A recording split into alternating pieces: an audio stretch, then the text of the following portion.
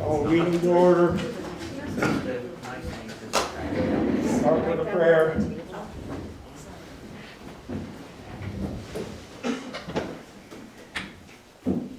Father, we gather to make decisions for our community. May we use only our best skills and judgment, keeping ourselves impartial and neutral as we consider the merits and pitfalls of each matter that is placed before us, and always act in accordance with what's best for our community and our fellow citizens. Amen. Amen. I pledge allegiance to the flag of the United States of America and to the republic for which it stands, one nation, under God, indivisible, with liberty and justice for all. I don't have a mic. I don't think Oh, any, there's an extra one right there. Can you slide it far enough? No. Is it?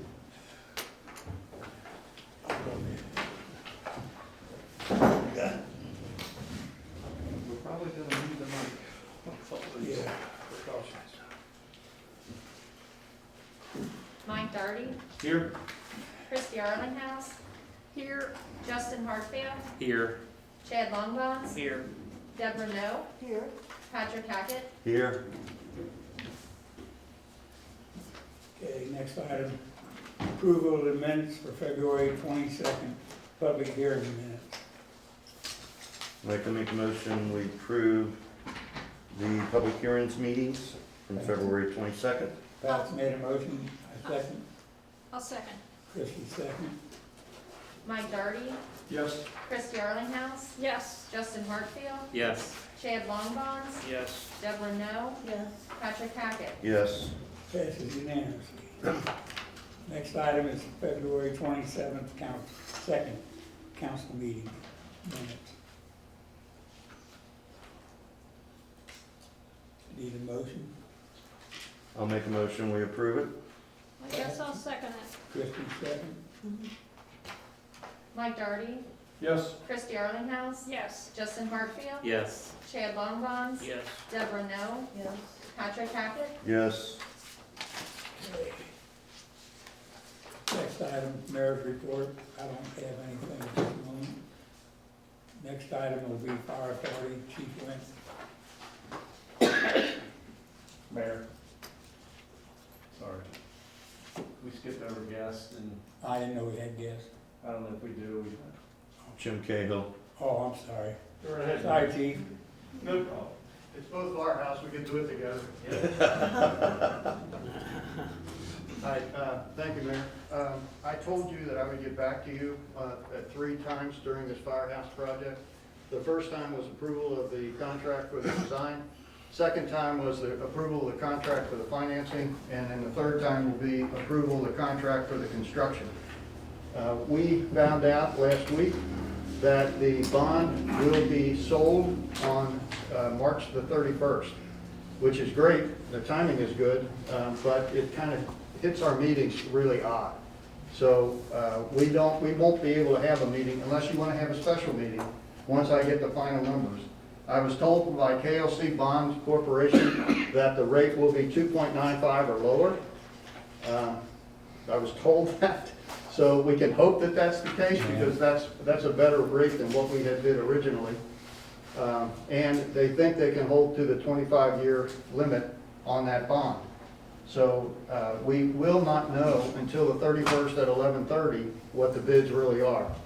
So what I'd like to do is to get some agreement from you that it's okay to proceed with that if in fact the bond comes in at 25 years at no more than 2.95%.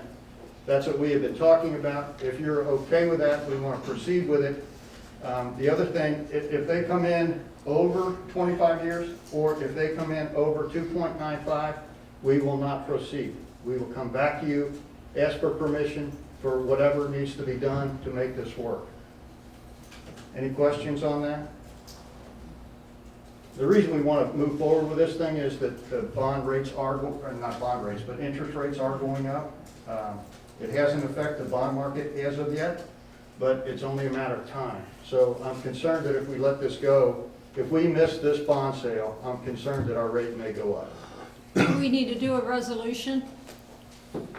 So in regards to that, Jim and I talked a little earlier today, and Villa Hills did it via a motion to authorize the fire authority to move forward with caps of the 25-year and the 2.95. So I would like to make a motion similar to what Villa Hills had. Mike Baker, is that, we good with this? Someone refresh my memory as to, the city authorized. We authorized the mayor to go ahead and sign for the loan Yes, for the fire authority. did we, Yeah, we passed it. well, I know we passed that, did we specify what he's requesting at that time? We didn't have the interest at the time, the amount in the years. And there is a fluent market going on right now, which is concerning us. So we need to do a resolution saying that we will go no higher than 2.95% Over 25 years is what. for 25 years, yes. Correct. So let me make the motion, and then Mike, I can send it to you. And what, listening, you can let me know if we have any issues. Thank you. So it's a motion to authorize the Crescentville Fire Authority to participate in the April bond sale through KLC Bond Corporation for the design, construction, and furnishing of a replacement firehouse. This authorization is for a bond not to exceed 25 years in length with an all-in rate, including interest and bond expenses, not to exceed 2.95% with a principal annual of $6 million. And that is my motion. I'll second it. May I ask a question about the motion, just because I want to be precise here? You said the April bond is that what it's called? Mark. It will actually happen on March 31st. The bond proceeds will not be available until the middle of April. So, I'm not answering the So if question. I can suggest that you amend your motion to authorize that the city participate in the, I'll come up with the right word, the bond sale of March 31st as opposed to April. Very good to make that edit.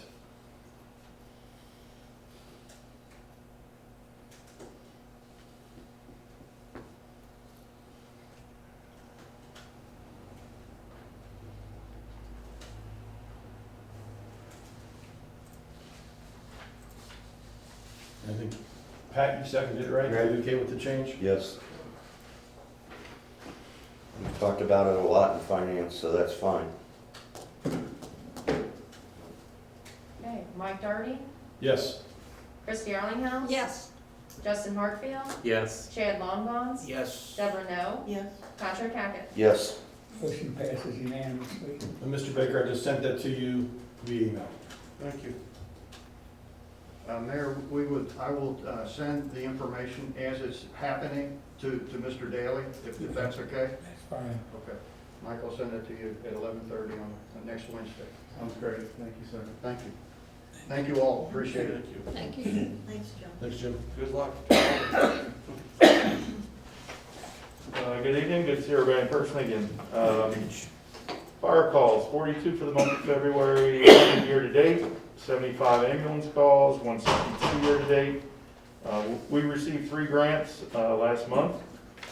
Most importantly is for the Lucas device. I sent the link. That is an automatic CPR machine, and it gives 100% flawless CPR. So that grant's for $15,000. We purchased the other for the second ambulance, since the state was only allowing us one. We received a grant for a thermal imaging camera, which are, we currently have 5 of those cameras that allows us to see through smoke and in the dark and rescue victims with. And then the third is our FEMA grant, where they reimbursed us for all the PPE that we purchased. So it was a pretty good month. Our ambulance, new ambulance bid came in under what we had originally planned by about $30,000. And that also does not include selling the old ambulance, so that was also good news. I think that's about all I have. Question for you, when you've, in the past, when you've sold ambulances, or the ambulance you're retiring, what type of recoup, what do they normally sell for? So the last one we sold to a Southern Kentucky ambulance service, we got $24,000 for that ambulance. Okay, However, the new ambulances are requiring that, like what we have, the power cots in the back. The power cot itself costs about $10,000. So I expect to get at least the 24 plus the 10,000 for the cot that goes in the back, because now that it's required, they're gonna have to pay the additional cost. So I'm guessing no less than 30,000. You'll need the cot for the new one? The price is built into the new. Oh. are you see runs going back up since They things are going back up, and the starting- squad billing is starting to go back up as well. Things are opening back up? Yeah, that's one of the things I wanted to mention, Chief, was that Jim, who just left, mentioned at the last meeting that the budget wasn't fixed, the deficit, but that it's going in the right direction. We should know what the request is for additional funding, hopefully after the April meeting, but we are seeing a positive trend in income. So hopefully the ask won't be for as much as, I can tell you right now that we were once at an $80,000 deficit, we cut that down to 30. So it may be that we reached the actual budget by the end of the year. Yeah, originally you had Jim mentioned our portion would be 17,000, Right, and I know it's been going down, so okay. right. So we are not, obviously on the existing firehouse, we're only replacing essentials. Okay, If a garage door breaks Yeah. or something like that, it gets fixed, but anything else that breaks, it's staying the way it is. when's the target date for the new ambulance? It's gonna be next November.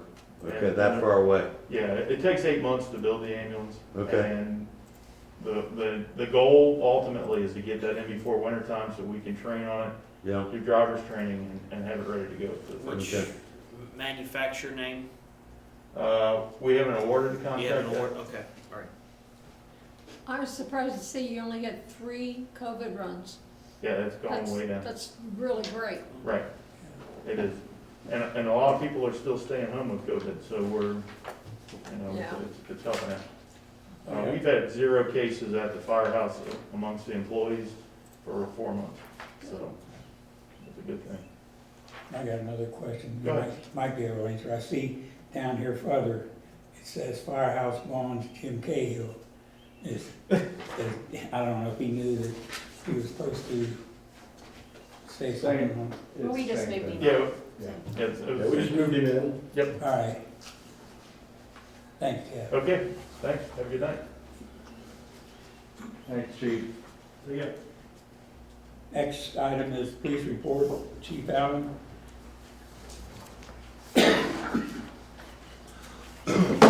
Good evening, everyone. We'll go ahead and we'll flip the slide. Last month, we had 1,037 calls for service or runs. Next slide, please.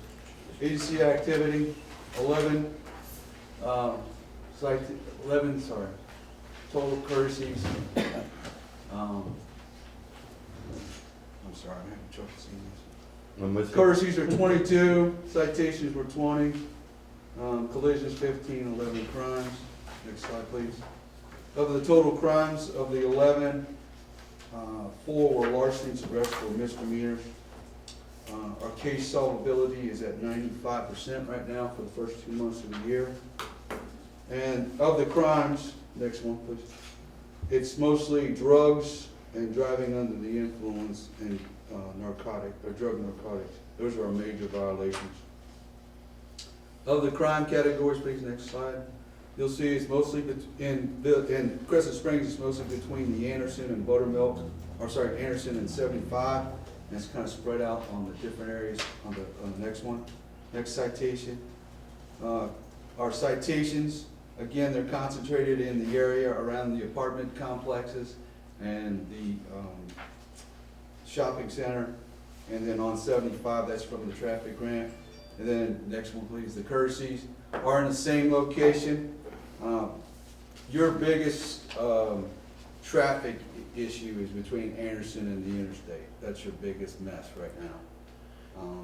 And then we've been getting from the Brownlee Crescent Springs Road on the backside at Amsterdam, 2300 block, we've been getting your traffic, and we've been hammering that. That's been a problem for us on that side. We've got a lot of complaints on that one. Total collisions 15, had a one commercial vehicle, 4 parking lot collisions, and there's your map of your collisions. Again, it's in the Anderson, between Anderson and 75. That was a lot of it was due to snowfall. Anderson was a problem area during the snowfall. Next one, Buttermilk 7, Clock Tower 2, Anderson 2. And we had, this is our training for the month. And it was K-9 training, it was 14 or 11 hours, I'm sorry. We had 2 charged suspects with the K-9 this month. You can switch it again, please. You can switch it again. And this is a list of their training hours. That's everything in the report. Is there any questions on the report? The drug trafficking, is that primarily not in any residential area? It's mostly out in the open? No, it's in residential areas. There's one warrant we did at Woodhill. Those people have been evicted. Okay. We've had some issues at Three Springs Yeah, in those areas. It's a lot of the apartment areas where we're so having the issues. red ordinance would be a benefit to you guys? Okay, There are some problem areas that we need to fix. okay. Is it trafficking or just It's both. both? Some people had some big weight we found, was trafficking. And What then are they- some possession, but it's meth, What drugs? meth Meth. mostly. Right. Kind of question for you, Chief. I don't know if, I've seen this happening in other cities when I've been driving around where they are having drug problems. They set up these mobile camera units or whatnot, in public area parking lots or whatnot. I don't know if you've seen, or I don't know if, you know. They have them, but we got something better. It's called Okay. dueling and K-9 Onyx. Well, I didn't know if that They've would been be a killing it. deterrent, just, I don't, I think the way we're doing it right now is actually the way we Okay. should continue doing it, All right. because we're getting good arrests. okay. And we're making some dents in everything right now. Just So, from what I'm seeing out there, what's going on in other communities. yeah, we're making some dents. We're doing it pretty right. So, we're just catching up to everything. So, any other questions on the crime report? I got a few other things. 138 was totaled on the highway, had a traffic accident. A gentleman hit the car at 70 miles an hour and totaled it. So, and this was on a snow-covered roadway, so we're not trying to figure out why was it going 70 miles an hour. We were paid $24,000 by his insurance, which will purchase most of the car. Car purchase is about $35,000. We were able to keep most of the equipment from it, so we don't have to buy the equipment. Probably about it was probably a bit, spend another $15,000 plus so about $18,000 total more to get the car, but it's been ordered. We have 2 others ordered for July. The wrecked car will come in hopefully in June. We can get that out on the road. The officer wasn't injured. The officer wasn't injured. Actually, the officer was outside the car when he hit it. He drove the police vehicle, which was in park, drove it 4 car lengths, and it went into the accident scene and hit the accident, or car in the accident scene. So, he was in a Ford, little Ford pickup, and drove it that far. That's a pretty good hit. So that's done. We got these cars ordered. I will tell you all about the officer-involved shooting.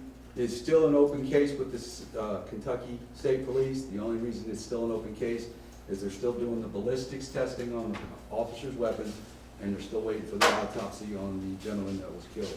Why did Rob Sanders come out and Basically, what Rob Sanders was doing, it's technically an open case until everything's complete. Rob Sanders came out, he pretty much said, everything I saw, I'm not gonna bring it in front of a jury. okay, So he's pretty much said, there's nothing that I see right now, nor am I gonna see anything.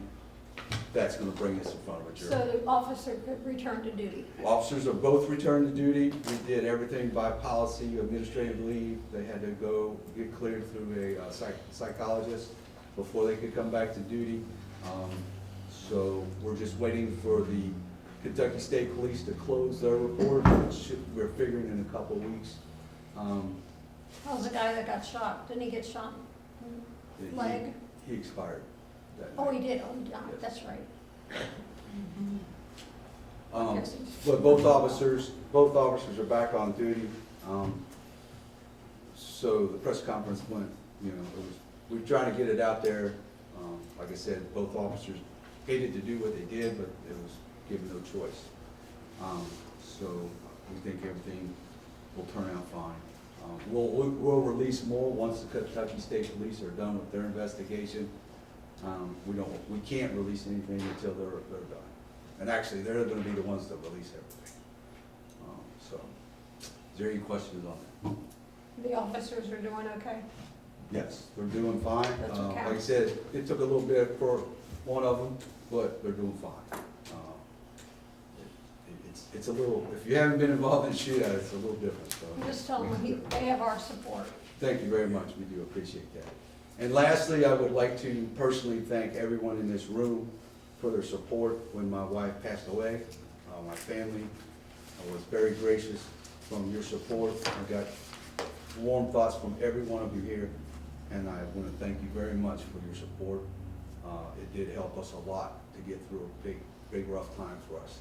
So I haven't seen you guys since it happened, so I wanted to personally thank everyone in this room, because everyone in this room was there for me, and I do appreciate it. So, thank you. Thanks. Thank you. Thanks, Chief. Okay. Next item is city administrator's report. Mike? Thank you, Mayor. I just have a few items that I briefly want to go over. The first one, as you most probably noticed, pulling into the city building parking lot. The stormwater project is coming to a completion, so they've been at it for about 2 weeks now, so they're almost finished with their work here. Regarding the council chambers, as everybody can see, it's like a big puzzle, trying to put it back together. Conceptually, the dividers, these are the ones we're gonna go with. It's kind of a work in progress. The ones over on that side with the wood they'll all look like these over here, so they'll work out much better. When we tried to set them up today, they were falling over, so we didn't want that happening where everybody was gonna be injured from the dividers themselves. Regarding the super speedway project, still positive talks with PDS, Speedway, David Shank. Speedway has gone back to the table with their engineering group. They're putting a conceptual design plans back together that is going to follow the BOA hearing where it's coming off of Buttermilk Pike onto Grandview. Instead of being 25 feet right by that access, it will be the 100 foot, which is required in today's standard. And it looks like the project is gonna happen, but there's still some hoops to jump through. So everybody's working together, and hopefully we keep going in the right direction. And lastly, just a reminder for our citizens, the Crescent Springs City Building reopening will be April 5th. Basically, we'll be back open at 9 o'clock till 5 o'clock, just like we were pre-COVID, as far as with the city building business. Other than that, that's all I have, but if anybody has any questions, I'll try to answer them for you. Okay, thanks, Mike. Thank you, Mayor. Thanks, Mike. Next item is old business. A motion was made at the 2/22/21 council meeting, municipal order 2021-7 on the table. A motion to take municipal order 2021-7 from the table is needed to proceed with its reading. I make a motion that we proceed on with the tabled municipal order 2021-7. Pat's made a motion. Christie second. Mike Darty, Yes. Christie Arlinghouse. Yes. Justin Hartfield, Yes. Chad Longbonds, Yes. Deborah No, Yes. Patrick Hackett. Yes. Passes unanimously. Next item. Reading municipal order 2021-7, adopting policy recommendations of the auditor by which the authority to sign checks on behalf of the city of Crescent Springs shall be the mayor and the city administrator and their designee.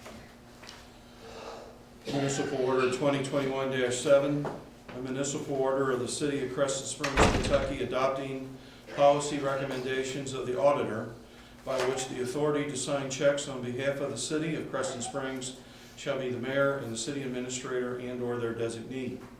Whereas KRS 83A.130 subsections 8 and 11 state that the administration of the budget is the responsibility of the mayor and city management, and that no member of city council shall perform an executive function except as assigned by statute. And whereas the auditor, after performing the annual audit for the city of Crescent Springs, has recommended that the city council, that city council members and volunteer non-staff members of the city's finance committee not be signatories on the city's account. And whereas the mayor and city administrator are able to sign and countersign any check, and the mayor shall designate any third party who is not a member of council or a volunteer non-staff member of the finance committee. Now be it ordered by the mayor and the city council of the city of Crescent Springs, Kentucky, that persons who are authorized to sign disbursements on behalf of the city of Crescent Springs, Kentucky, shall be the mayor and the city administrator and/or their designee, provided said designee is not a member of city council or a non-staff volunteer member of the finance committee. Monthly reconciliation of the city's accounts shall be performed by the finance chair or the city's CPA. Council shall receive on a monthly basis a summary of the finances.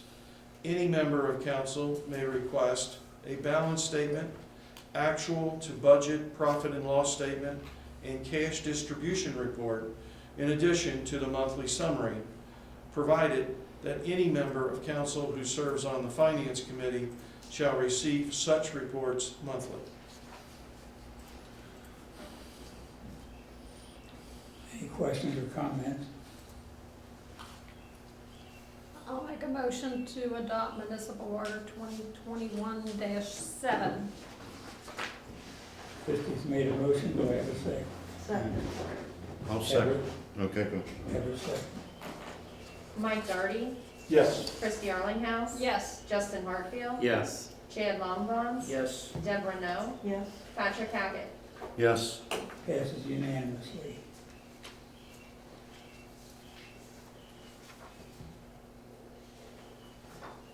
Next item, reading of municipal order 20-7, adopting policy recommendations of the auditor.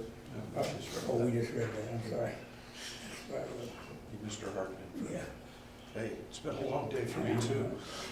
Okay, the next item is Mr. Chris Hartman, Executive Director, Fairness Campaign. Thank you, Chris. Mr. Mayor. I promise not to make this day any longer for anyone. My name is Chris Hartman. I'm Executive Director of the Fairness Campaign. I do want to thank you, Mayor Hartfield, for having me today, and council members, and especially to Councilman Hartfield for reaching out to me and starting to get this conversation going. So the Fairness Campaign is the statewide LGBTQ advocacy organization in Kentucky.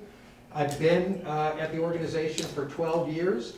And when I began there, more than a decade ago, there were only 3 Kentucky cities that prohibited discrimination for LGBTQ community members: Louisville, Lexington, and Covington. Henderson had passed an ordinance in 1999, but had repealed it shortly thereafter.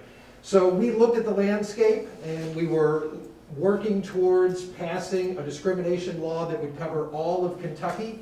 And we said, we've really got to build greater support in more of our cities and counties across the state. If we're ever going to see a statewide law that prohibits discrimination, it's going to have to start at home, where our state legislators live, and then ultimately make it to Frankfurt.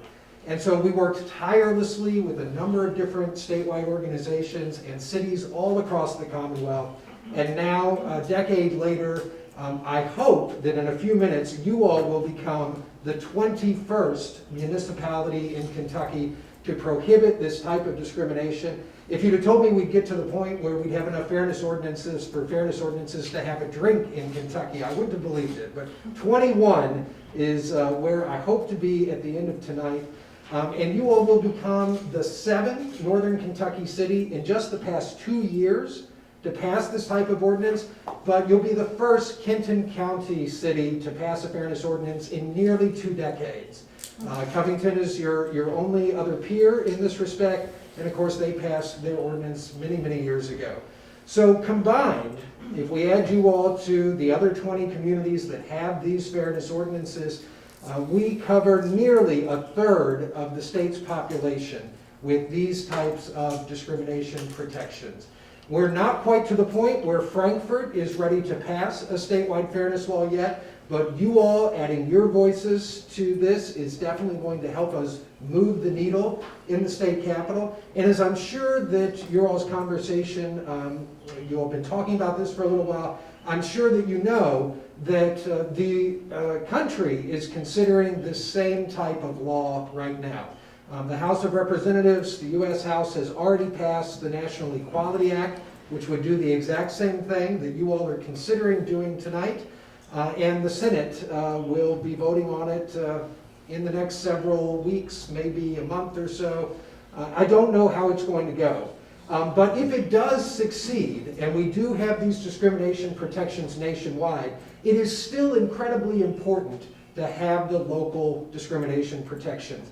In the same way that we have the 1964 Civil Rights Act, but virtually every city and county and state all across the United States also has a local Civil Rights Act that reiterates those protections and allows you to enforce them on a local level here at home.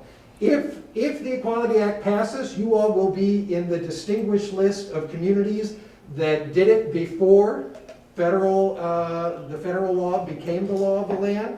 And if it doesn't pass this year, you all will be in a great spot to protect your residents, the folks that live here in Crescent Springs, from the type of discrimination that unfortunately I still hear all too often. I feel dozens of calls every year from Kentuckians that feel that they have experienced discrimination either in the workplace, in their housing, or in public places.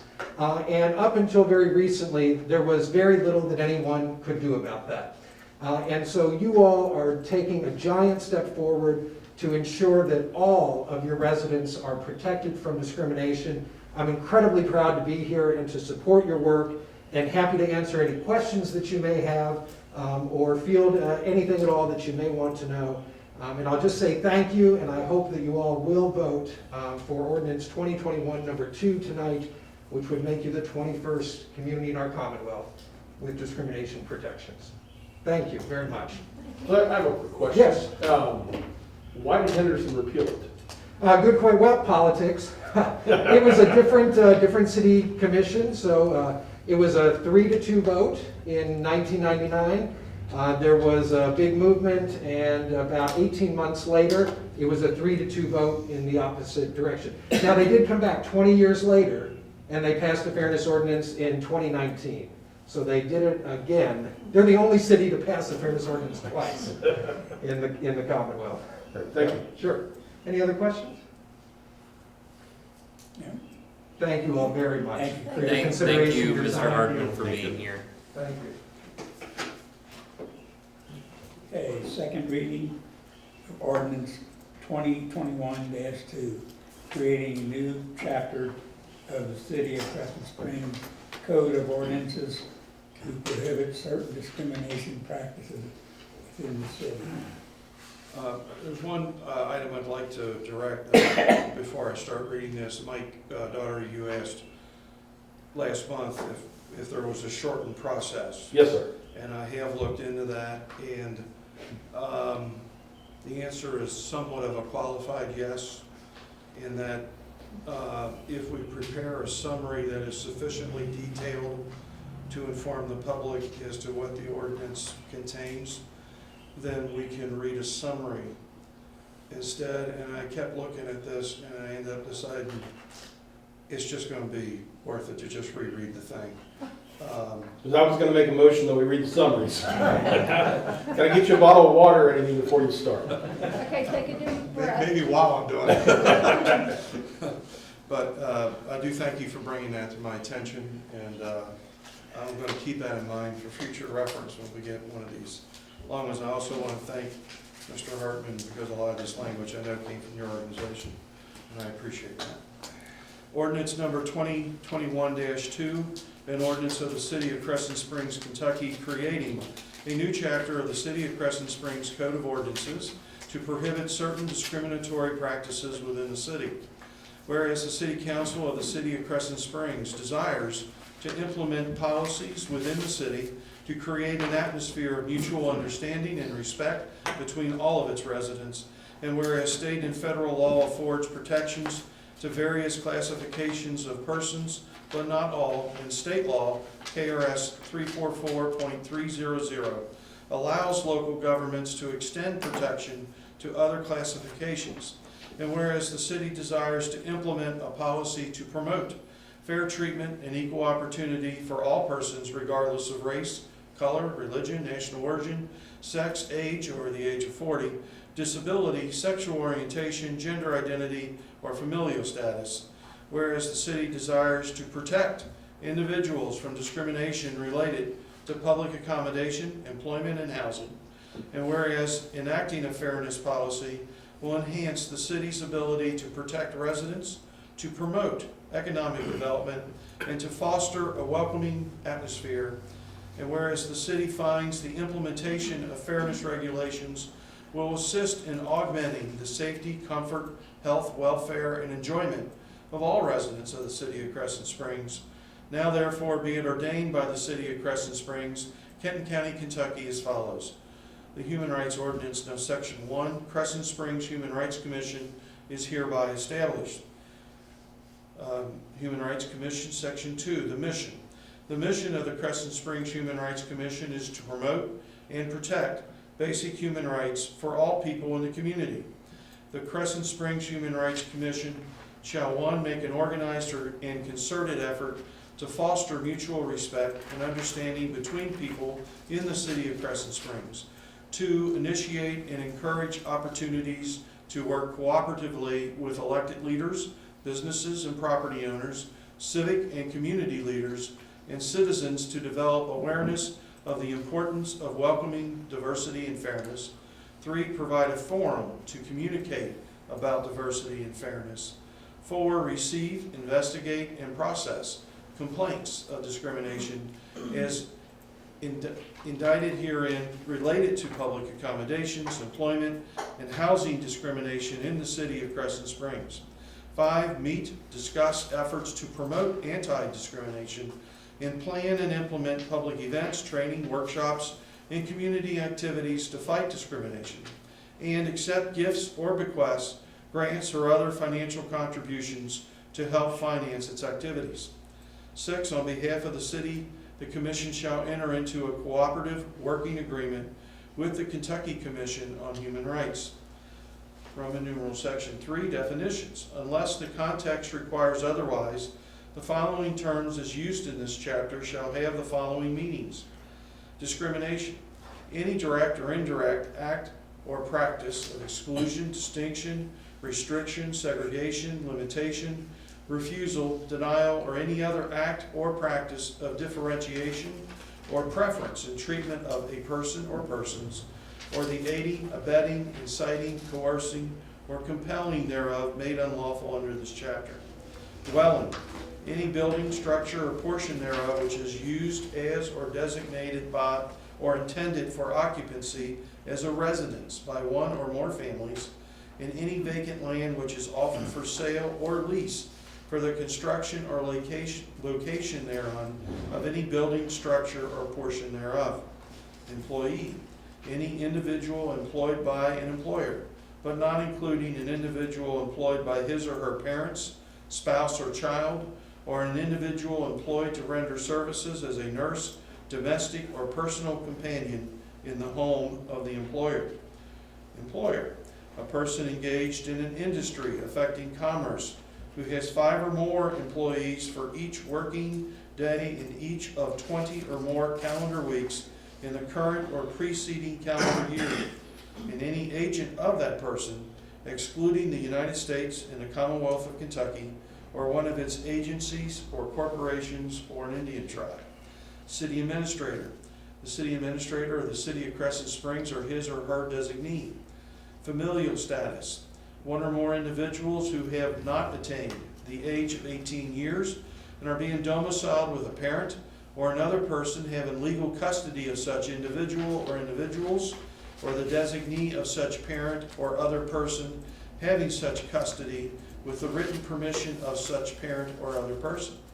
The protection afforded against discrimination on the basis of familial status shall apply to any person who is pregnant or is in the process of securing legal custody of any individual who has not attained the age of 18 years. Family includes a single individual, spouse, and children, whether related by blood, legal guardianship, adoption, or marriage. Financial institution, a bank, banking organization, mortgage company, insurance company, or other lender to whom application is made for financial assistance for the purchase, lease, acquisition, construction, rehabilitation, repair, maintenance, or improvement of real property, or an individual employed by or acting on behalf of any of these. Gender identity, the gender-related identity, appearance, or mannerisms, or other gender-related characteristics of a person with or without regard to the person's designated sex at birth. Housing accommodations includes improved and unimproved property and means of building, structure, lot, or part thereof, which is used or occupied as the home or residence of 1 or more individuals. Persons, 1 or more individuals, labor unions, joint apprenticeship committees, partnerships, associations, corporations, legal representatives, mutual companies, joint stock companies, trust, unincorporated organizations, trustees, trustees in bankruptcy, receivers, or other legal or commercial entity, the state, any of its political or subdivisions or agencies. Place of public accommodation, resort, or amusement. Any place, building, facility, store, or other establishment, either licensed or unlicensed, which supplies goods or services to the general public, or which solicits or accepts the patronage or trade of the general public, or which is supported directly or indirectly by government funds, except that a private club is not a place of public accommodation, resort, or amusement, if its policies are determined by its members and its facilities or services are available only to its members and their bona fide guests.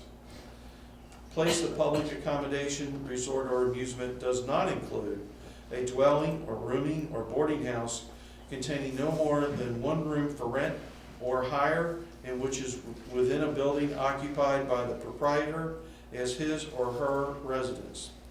Real property includes building structures, real estate, lands, tenements, leaseholds, cooperatives, condominiums, and hereditaments,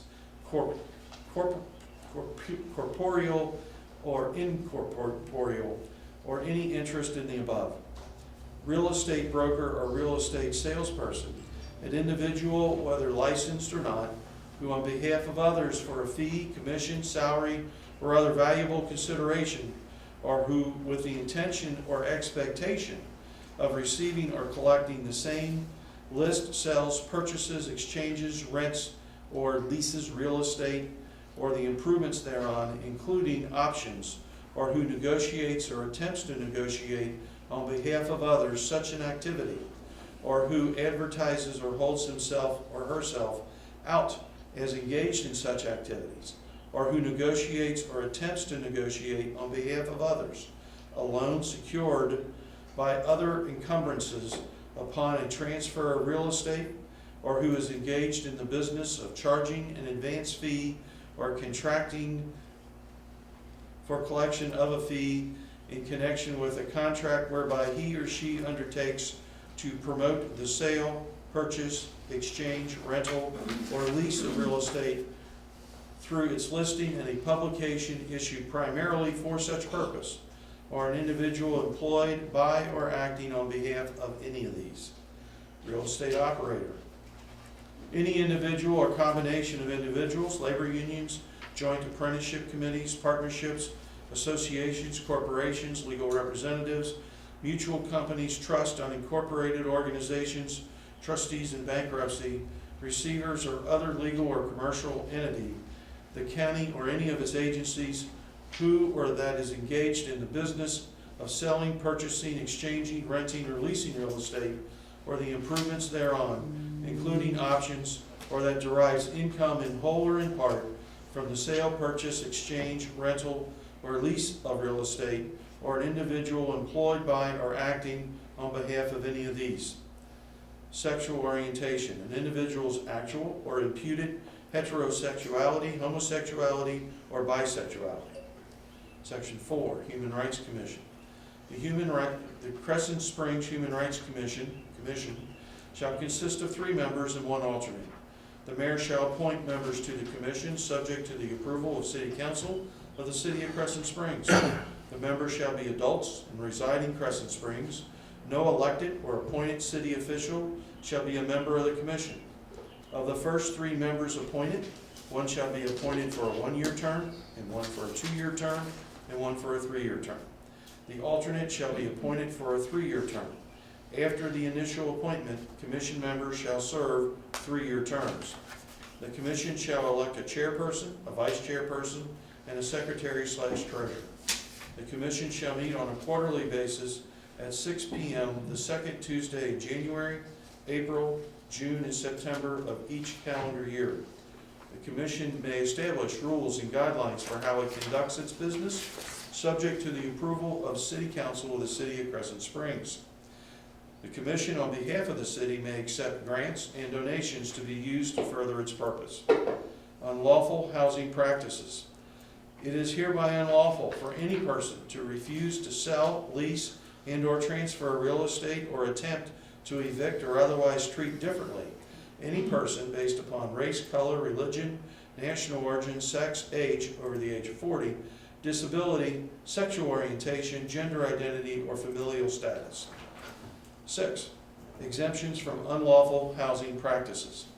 Nothing in Section 5 et sec shall apply, A, to the rental of a housing accommodation in a building which contains housing accommodations for not more than 2 families living independently of each other if the owner or a member of his or her family resides in one of the housing accommodations. B, to the rental of a portion of a housing accommodation by the occupant of the housing accommodation or by the owner of the housing accommodation if he or she or a member of his or her family reside therein. C, to a religious institution or to an organization operated for charitable or educational purposes which is operated or supervised or controlled by a religious corporation, association, society, to the extent that the religious corporation, association, or society limits or gives preference in sale, lease, rental, assignment, or sublease of real property to individuals of the same religion, or makes a selection of buyers, tenants, lessees, assignees, or sublessees that is calculated by such religious corporation, association, or society to promote the religious principles for which it is established or maintained. D, to the private sale by a private individual homeowner who disposes of his or her property without the aid of any real estate operator, broker, or salesperson, and without advertising or public display. E, to a real estate operator to require him or her to negotiate with any individual who has not shown evidence or financial ability to consummate the purchase of rental purchase or rental of a housing accommodation. 6, maybe it should be 7, unlawful financial practices. It is an unlawful practice for a financial institution or an individual employed by or selling on behalf of a financial institution, A, to discriminate against a person because of the race, color, religion, national origin, sex, age, over the age of 40, disability, sexual orientation, gender identity, or familial status of the individual, or the present or prospective owner, tenant, or occupant of the real property, or a member, stockholder, director, officer, employee, or representative of any of these in the granting, withholding, extending, modifying, or reviewing the rates, terms, conditions, privileges, or other provisions of financial assistance, or in the extension of services in connection therewith. B, to use a form of application for financial assistance, or to make or keep a record or inquiry in connection with applications for financial assistance, which indicate directly or indirectly a limitation, specification, or discrimination as to race, color, religion, national origin, sex, age over the age of 40, disability, sexual orientation, gender identity, or familial status, or an intent to make such a limitation, specification, or discrimination. C, to discriminate by refusing to give full recognition because of sex to the income of each spouse or the total income and expenses of both spouses, where both spouses become or are prepared to become joint or several obligators in real estate transactions. 7, block busting. It is an unlawful practice for a real estate operator, a real estate broker, and a real estate salesperson, a financial institution, or an employee of any of these, or for any other person for the purpose of inducing a real estate transaction from which he or she may benefit financially. A, to represent that a change has occurred or will or may occur in the composition with respect to race, color, religion, national origin, sex, age over the age of 40, disability, sexual orientation, gender identity, or familial status of the owners or occupants in the block, neighborhood, or area in which the real property is located. B, to represent that this change will or may result in a lowering of property values, an increase in criminal or antisocial behavior, or a decline in the quality of schools in the block, neighborhood, or other area in which the real property is located. C, to induce or attempt to induce any person to sell or rent any dwelling by representations regarding the entry or prospective entry into the neighborhood of a person or persons of a particular race, color, religion, national origin, sex, age over the age of 40, disability, sexual orientation, gender identity, or familial status. 8, unlawful practice, public accommodations. A, except as otherwise provided herein, it is an unlawful practice for a person to deny any person the full and equal enjoyment of the goods, services, facilities, privileges, advantages, and accommodations of a place of public accommodation, resort, or amusement as defined herein on the ground of race, color, religion, national origin, sex, age 40 and over, disability, sexual orientation, or gender identity.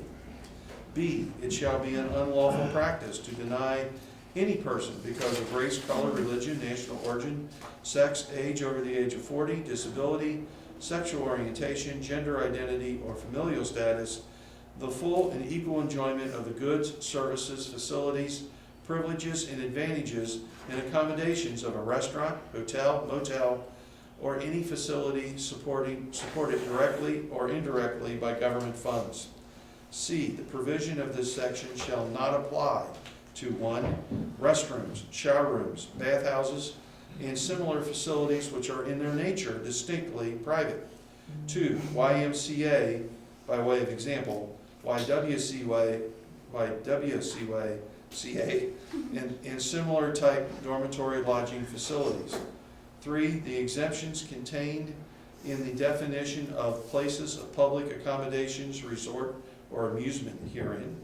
4, hospitals, nursing homes, penal or similar facilities with respect to any requirement that men and women not be in the same room. 9, unlawful practice in connection with employment. It is a prohibited, unlawful practice for an employer or employment agency, 1, to fail to refuse to hire or discharge any individual or otherwise to discriminate against any individual with respect to his or her compensation, terms, conditions, or privileges of employment because of such individuals' race, color, religion, national origin, sex, age over the age of 40, disability, sexual orientation, gender identity, or familial status. Or 2, to limit, segregate, or classify his or her employees in any way which would deprive or tend to deprive any individual of employment opportunities or otherwise adversely affect his or her status as an employee because of such an individual's race, color, religion, national origin, sex, age over the age of 40, disability, sexual orientation, gender identity, or familial status. B, it is an unlawful practice for an employment agency to fail or refuse to refer for employment or otherwise to discriminate against any individual because of his or her race, color, religion, national origin, sex, age over the age of 40, disability, sexual orientation, gender identity, or familial status, or to classify or refer for employment an individual on the basis of race, color, religion, national origin, sex, age over the age of 40, disability, sexual orientation, gender identity, or familial status. C, it is an unlawful practice for a labor organization, 1, to exclude or to expel from its membership or to otherwise discriminate against a member or applicant for membership because of race, color, religion, national origin, sex, age over the age of 40, disability, sexual orientation, gender identity, or familial status. Or 2, to limit, segregate, or classify its membership, or to classify or fail or refuse to refer for employment any individual in any way or manner which would deprive or tend to deprive an individual of employment opportunities, or who would limit such employment opportunities or otherwise adversely affect one's status as an employee or as an applicant for employment because of such individual's race, color, religion, national origin, sex, age over the age of 40, disability, sexual orientation, gender identity, or familial status. Or 3, to cause or attempt to cause an employer to discriminate against an individual in violation of this section. D, it is an unlawful practice for an employer, labor organization, or joint labor management committee controlling apprenticeship or other training or retraining, including on-the-job training programs, to discriminate against any individual because of race, color, religion, national origin, sex, age over the age of 40, disability, sexual orientation, gender identity, or familial status, in admission to or employment in any program established to provide such apprenticeship, training, or retraining. E, it is an unlawful practice for any employer, labor organization, or employment agency to print or publish or cause to be printed or published any notice or classification or referral for employment by such a labor organization or classification or limitation specification or discrimination based on race, color, religion, national origin, sex, age over the age of 40, disability, sexual orientation, gender identity, or familial status, except that such a notice or advertisement may indicate a preference, limitation, or specification based on religion, national origin, age 40 and over, disability, or sex, when religion, national origin, age 40 and over, disability, or sex is a bona fide occupational qualification for employment. F, nothing herein shall be construed to prevent an employer from 1, enforcing a written employee's dress policy, provided that no dress code policy may discriminate against any employee's race, color, national origin, sex, age over the age of 40, disability, sexual orientation, gender identity, or familial status, unless the employer justifies said policy as job-related and consistent with business necessity. Or 2, designating appropriate restroom and shower facilities. G, employment exceptions. notwithstanding any other provision of this chapter, it shall not be an unlawful practice for one, an employer to hire and employ employees or an employment agency to classify or refer for employment an individual, or for a labor organization to classify its membership or to classify or refer for employment an individual, or for an employer, labor organization, or joint labor management committee controlling apprenticeship on other training or retraining programs to omit or employ an individual in any such program on the basis of his or her religion or national origin in these instances where religion or national origin is a bona fide occupational qualification reasonably necessary to the normal operation of that particular business or enterprise. 2, a religious organization, corporation, association, or society to employ an individual on the basis of his or her religion to perform work connected with the carrying on by such corporation, association, or society of its religious activity.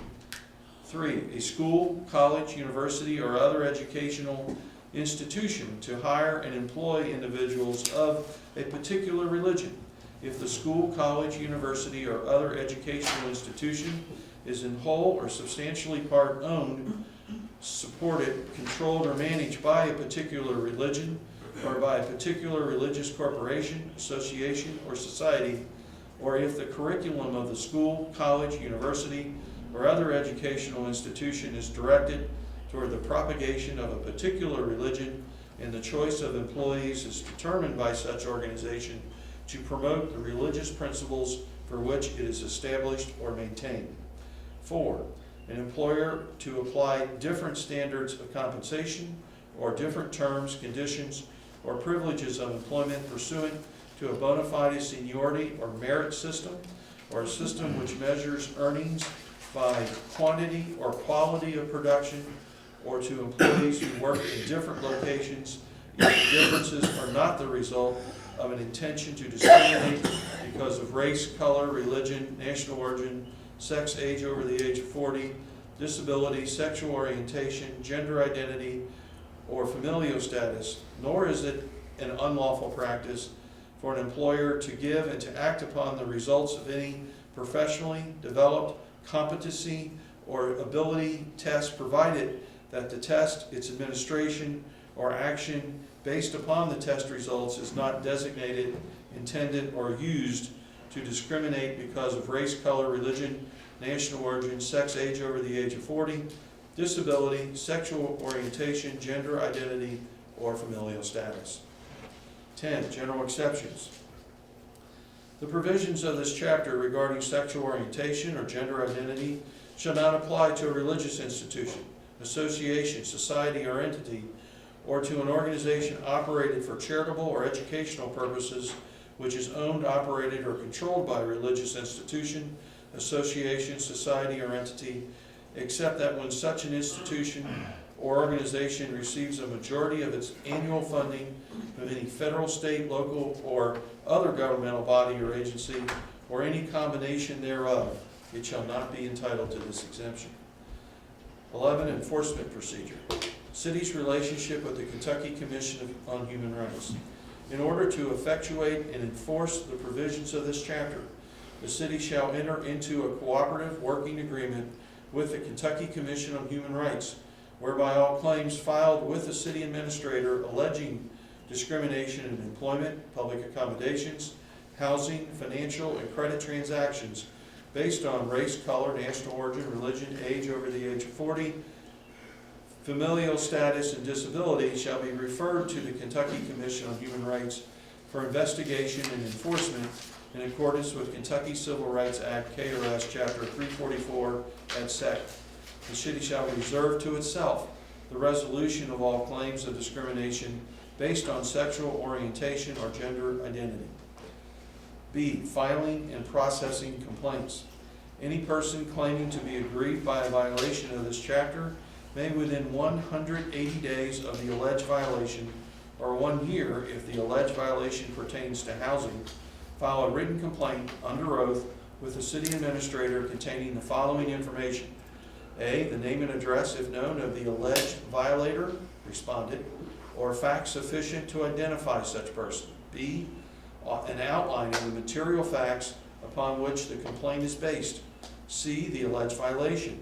D, that any conduct of the complainant was for the purpose of obtaining housing, employment, or public accommodation in question, and not for the purpose of harassment or entrapment of the person against whom the complaint is made. And E, that a complaint concerning this same matter has not been filed with another agency, or that any complaint concerning this matter filed with another agency has been dismissed by such agency without a final judgment on the merits. 2, upon receipt of the complaint, the city administrator shall first make the following determination and take the following action.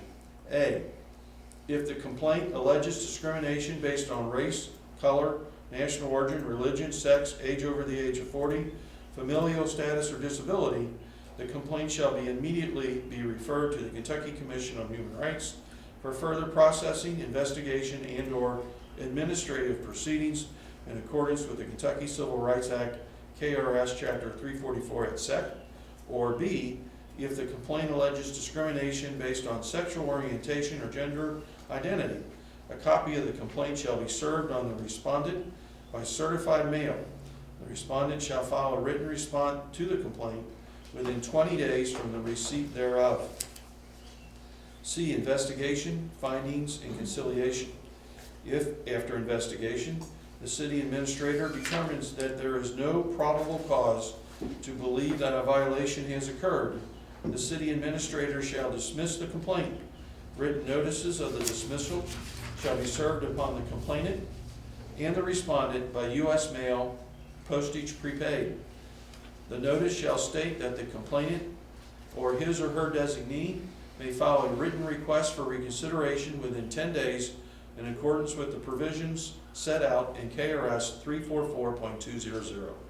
2, if after investigation the city administrator determines that there is probable cause to support the allegations contained in the complaint, the city administrator shall endeavor to eliminate the alleged violation by a conciliation agreement signed by all parties and the city administrator, wherein the alleged violation is eliminated and the complainant is made whole or to the greatest extent possible.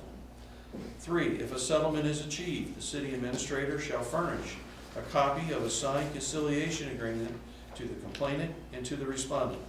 The terms of the conciliation agreement may be made public, but no other information relating to any complaint, its investigation, or its disposition may be disclosed without consent of the complainant and the person charged.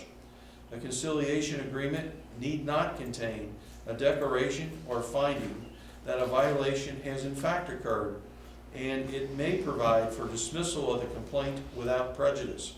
City Council shall have discretion to approve, modify, or reject the conciliation agreement.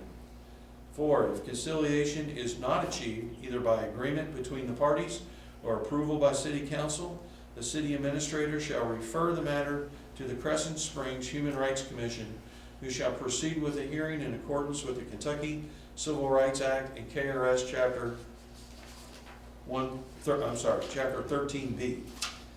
5, no private cause of action shall be created as a result of the city administrator's decision. In investigating complaints, the city administrator shall act in good faith with due diligence. D, hearing procedures, judicial review, and appeals. 1, the commission shall set a date, time, and location for a hearing and notify the complainant and respondent in writing at least 20 days in advance of that hearing date. 2, the commission will conduct an administrative hearing and to regulate the course of the proceedings in a manner that will promote the orderly and prompt conduct of the hearing.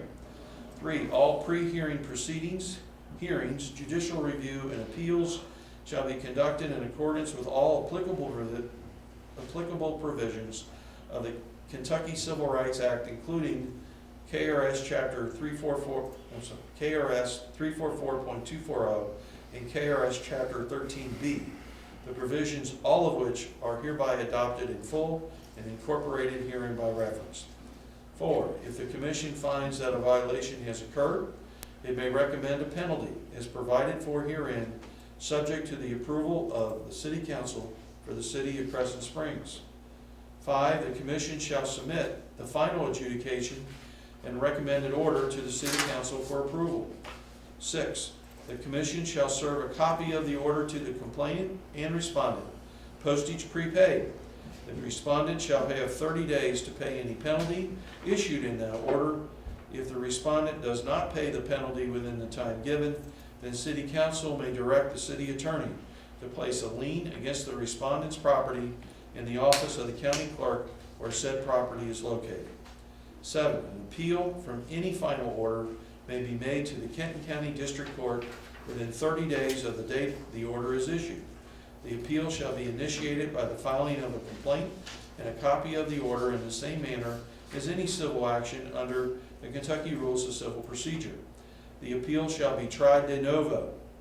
A judgment of the District Court may be appealed to the Kenton Circuit Court in accordance with the Kentucky Rules of Civil Procedure. 12, penalties. On a finding of a violation of this ordinance, the Commission may recommend a fine of $250 for each violation. The Commission may recommend to the City Council of the City of Crescent Springs to seek injunctive relief against a violator to compel compliance with this ordinance. 13, enforcement procedure. A, rights created under this chapter may be enforced by civil action in the state or local courts of general jurisdiction by aggrieved individuals by bringing an action within 180 days after the alleged discriminatory practice has occurred. B, the court may grant as relief, as it deems appropriate, any permanent or temporary injunction, temporary restraining order, or other order, and may award to the plaintiff actual damages and punitive damages together with court costs and reasonable attorney's fees in the case of prevailing plaintiff. 14, obstruction and retaliation. It is an unlawful practice for a person or for two or more persons to A, retaliate or discriminate in any manner against a person because he or she has opposed a practice declared unlawful by this chapter, or because he or she has made a charge, filed a complaint, testified, assisted, or participated in any manner in any investigation, proceeding, or hearing under this chapter. B, aid, abet, incite, compel, or coerce a person to engage in any of the acts or practices declared unlawful by this chapter. C, obstruct or prevent a person from complying with the provisions of this chapter or any order issued thereunder. D, resist, prevent, impede, or interfere with the city or any of its members or representatives in the lawful performance of duty under this chapter. Or E, coerce, intimidate, threaten, or interfere with any person in the exercise or enjoyment of or on account of his or her having exercised or enjoyed, or on account of his or her having aided or encouraged any other person in the exercise or enjoyment of any right granted or protected by this chapter in KRS 344.360, 344.367, 344.370, 344.380, or 344.680. F, to engage in frivolous conduct. Frivolous conduct shall mean to harass or maliciously injure another party, such as but not limited to filing a false or misleading claim or defense, filing a complaint or asserting a defense that is not warranted under existing law and that cannot be supported by a good faith argument for an extension, modification, or reversal of existing law. Section 2.0, provisions severable. The provisions of this ordinance are severable, and the invalidity of any provision of this ordinance shall not affect the validity of any other provision thereof. Such other provisions shall remain in full force and effect as long as they remain valid in the absence of those provisions determined to be invalid. Section 3.0, conflicting ordinances repealed. All ordinances or parts of ordinances in conflict with the provisions of this ordinance are hereby repealed to the extent of such conflict. Section 4.0, effective date. This ordinance shall be effective when read, passed, and advertised according to law. Section 5.0, publication. This ordinance shall be published pursuant to KRS 83A.060 subsection 9 in any applicable law. I'll go back through and correct the Roman numerals tomorrow. God. And Mike, could you repeat that for us? No, please? thank you. Any questions or That was comments? involved to win. War and Peace might have been short. Looking for an intermission. Did a record time, 30 minutes. I think it's, it's only fitting, Justin, if you want to make a motion. Yes. Yeah, I would like to make a motion for ordinance 2021-2. I'll I second. suggest Mike, I Mike was gonna say seconded. Mike should second it. Okay. Mike Darty, Yes. Christie Arlinghouse. Yes. Justin Hartfield, Yes. Chad Longbonds, Yes. Deborah No, Yes. Patrick Hackett. Yes. Passes 5-0. So we're the 21st city in the year 2021. Congratulations. Okay. New business. Mayor, I have some more old business here. Oh, go ahead. Appreciate it. I'd like to bring up bees, I know. Yes. You know, there's been a lot of discussion, and there's maybe a common sense look here, and correct me if I'm wrong, Mr. Daly. Everything's in place at PDS. They have the size of the lot, what can be there, what not can be there, and it's just not bees, it's every animal. We are a residential area. Why are we not looking to go back to that and making this very, very simple and using their code enforcement and their policies on this particular area instead of enacting an ordinance? The second thing is, yes, there's been an arbitrary decision here from one location. This gets mediated out and an agreement gets signed. If they violate the agreement, they're gone. And I'm looking for the comments from the council people on this, because I think we could put a partial resolution to this. Everything I look at this, every time I look at this, I go back to the fact that the person that made the decision, like you said, it was arbitrary. It Yep. was contrary to PDS guidelines. So we are now, after 4 months of discussion, we've dug ourselves into a hole, and we're trying to find a way out of the hole. We have residents that cannot enjoy their yards. Even if the bees are not swarming, the bees are out as soon as it's like 55 degrees. They are out seeking food, water, whatever. I was told by a beekeeper that you really have to be on top of the bee maintenance to not present problems to a neighborhood. In the Triple Lake area, those lots are very, very small. Where the beehives are situated now, it's closer to a neighbor's house than it really is to the beekeeper's house. I think we're at the point, instead of dragging this out, going into mediation or possibly lawsuits, whatever, that the city just make the decision that the person who made the arbitrary decision not to follow PDS guidelines was wrong. Was wrong. We should admit that. Tell Mr. Beekeeper, I'm sorry, you have to take your 2, or now 4 beehives, because he went from 2 to 4, and we have to do away with them. That's my thoughts on the issue. Anybody else like to chime in? Mr. Baker, I don't think that's within the power of the city to do, frankly. can we at least go back to the code enforcement and do an arbitrary mediation with the people? Oh, I think that's what we're mediation doing. is always, well, that certainly is allowed. Well, you've got in here, you're talking about an ordinance. Why we waste the ordinance, just go right back to PDS and, because they have all the standards. Well, Why can't we admit we're wrong? well, what you said was more than just that. Even if you admit you're wrong, was within the discretion to make the decision that was made.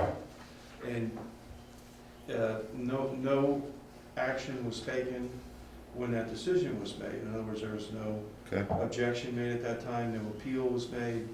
So right now, it's perfectly valid, and it can't just be undone like that. I don't know if council really even knew of the decision.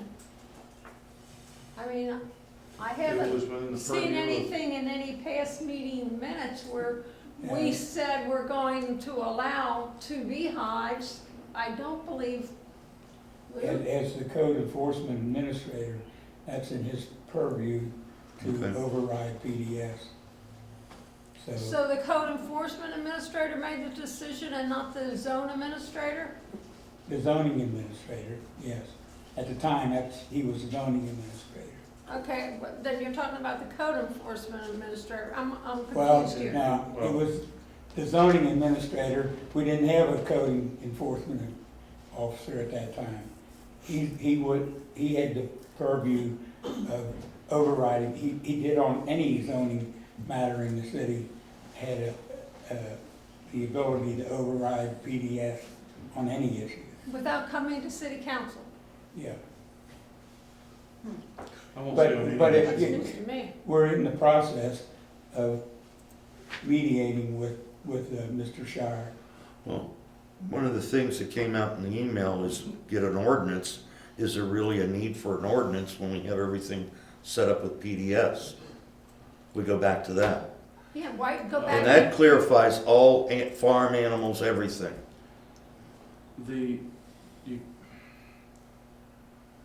The ordinance would govern future conduct. Okay? And if I could reiterate one point to Mayor, Okay. the enforcement of the zoning administrator's decision, if there is not compliance with it, would be within the code enforcement officer and then PDS. Okay. And that So is the now- process. Okay, so there's no reason to have the parties sit down and try to mediate this. I do No, say that's what we're going to do. But what did I you don't, just I say, don't know about Mike? an email asking for an ordinance. I think you and I perhaps are, and I don't mean to confuse you, and I apologize if I am. You're seeking resolution through mediation, that's perfectly fine. I encourage that, actually. And then my comments are really directed at the enforcement mechanism if that does not work. Okay. Okay, Well, we're looking at the future. Why do we have to do that in the mediation? You come up with the rules, and that includes enforcement Yes, and that part. But the separate part is to do an actual ordinance. Everything's done at PDS. We follow their guidelines. And save us some time for Well, future problems. Whether you want to amend the ordinance or not, There's no I mean, PDS is gonna live with whatever our ordinance is, okay? Yeah. If you want to clarify the ordinance, that certainly can be done, but again, that will regulate future conduct, Yes, that's, we're looking at future too. yes.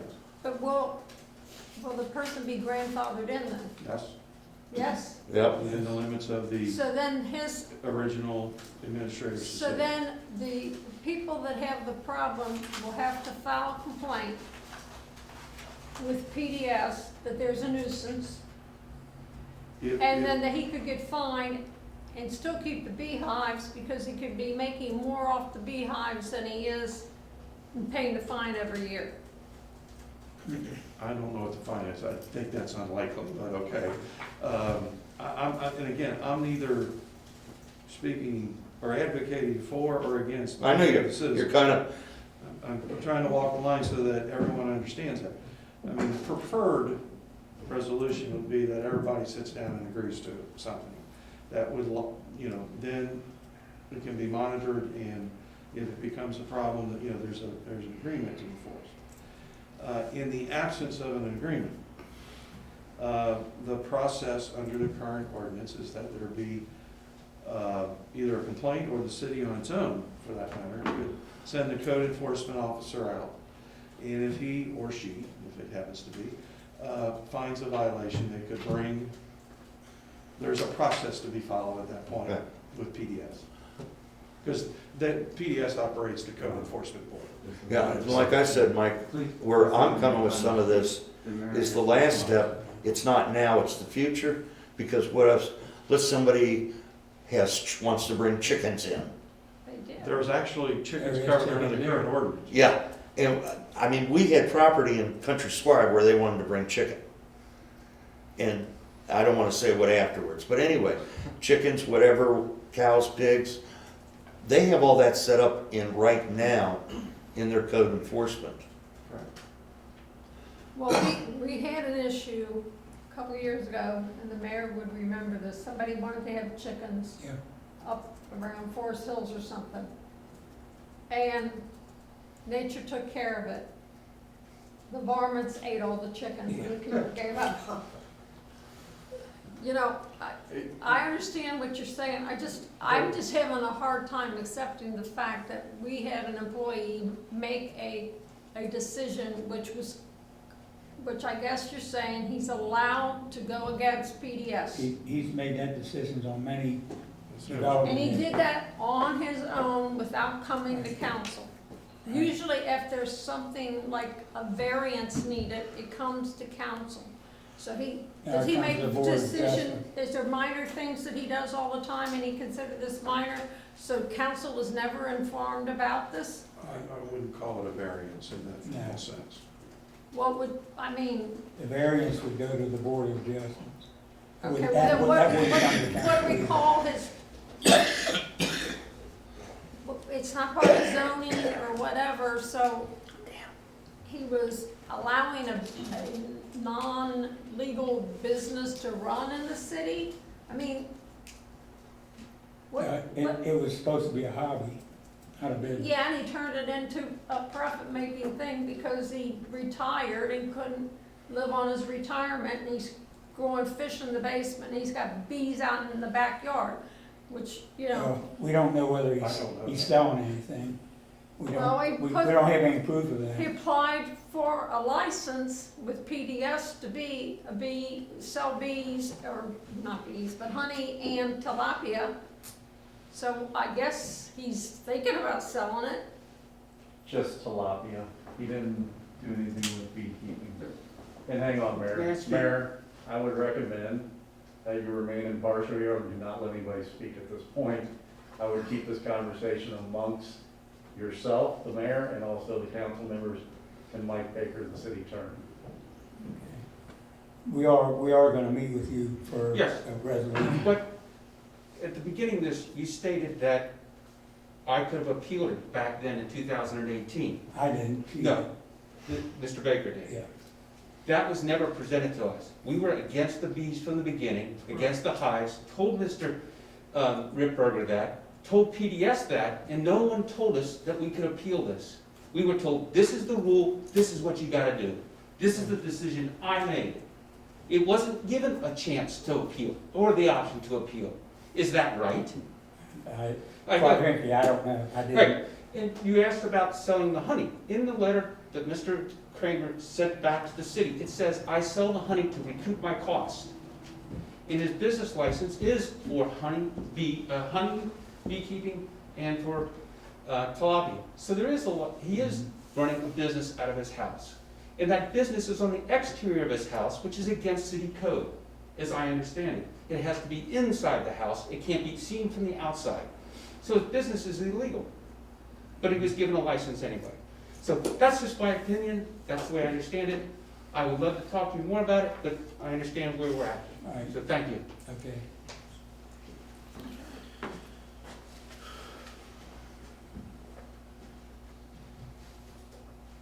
Okay, any other discussion? Nope. Okay, next item under new business is reading of municipal order 2021-8, authorizing the mayor to enter into an agreement for access and maintenance of right-of-way with Fisher Attached Homes. Municipal Order 2021-8, a municipal order of the City of Crescent Springs, Kentucky, authorizing the mayor to enter into an agreement for access and maintenance of right-of-way with Fisher Attached Homes Roman numeral 3 LLC, a Kentucky limited liability company regarding the median strip located on Woodhill Drive in Crescent Springs, Kentucky. Whereas the city of Crescent Springs, Kentucky owns a right-of-way, which is a median of a traffic island located at the intersection of Woodhill Drive and Western Reserve Road. And whereas Fisher Attached Homes, Roman numeral 3 LLC, Fisher, is developing a housing subdivision further back from Woodhill Drive and wishes to place a sign at the intersection of Woodhill Drive and Western Reserve Road.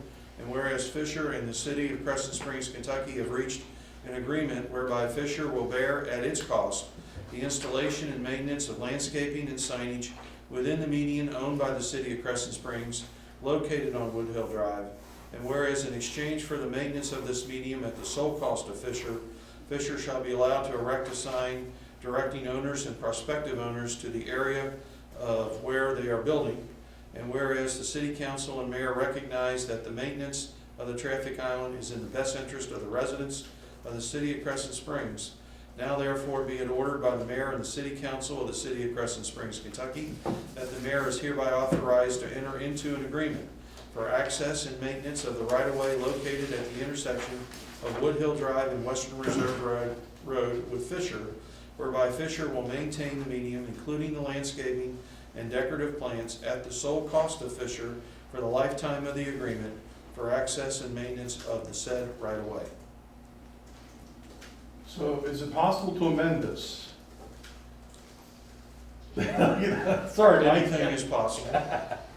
So Fisher has developed the area where I live, and they now have a new subdivision going further back in there. The island that is in the front of our subdivision is not maintained. It traditionally looks terrible until some neighbor decides to cut the grass or plant a bush. I would like that sign, since they have new construction going on back at the end of the crossings, that median also be incorporated into this. Is this in Crescent Springs, or is this one at the beginning of Meadowwood? It's in the beginning of Meadowwood. I do not know whether it's in Villa Hills or It's Crescent in Villa Springs. Hills.